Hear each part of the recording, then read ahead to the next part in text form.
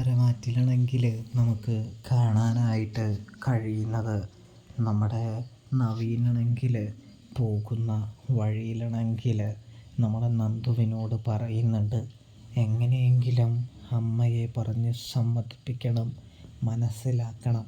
ഞാനിപ്പോൾ എല്ലാവരോടും എൻ്റെ മനസ്സിലുള്ള ഇഷ്ടവും പെൺകുട്ടിയും ആരാണെന്ന് പറഞ്ഞു കഴിഞ്ഞിരിക്കുകയാണ്.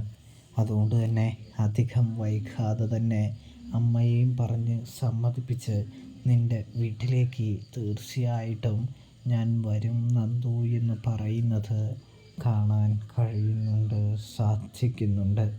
ഇതേ സമയമാണെങ്കിൽ നമ്മുടെ നന്ദുവാണെങ്കിൽ വളരെയധികം ഞെട്ടി വളരുകയാണ് എന്ന് കാണാൻ സാധിക്കുന്നുണ്ട്.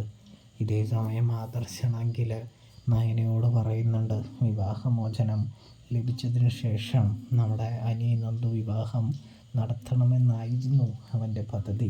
പക്ഷേ കാര്യങ്ങൾ ഇങ്ങനെയൊക്കെ ആയതുകൊണ്ട് തന്നെ ഇനി അത് നടക്കുമെന്ന് തോന്നുന്നില്ല എന്ന് അനി നന്ദുവിനോട് പറയുന്നത് കാണാനായിട്ട് കഴിയുന്നുണ്ട്. ആദർശ് നയനയോട് പറയുന്നത് കാണാനായിട്ട് കഴിയുന്നുണ്ട്.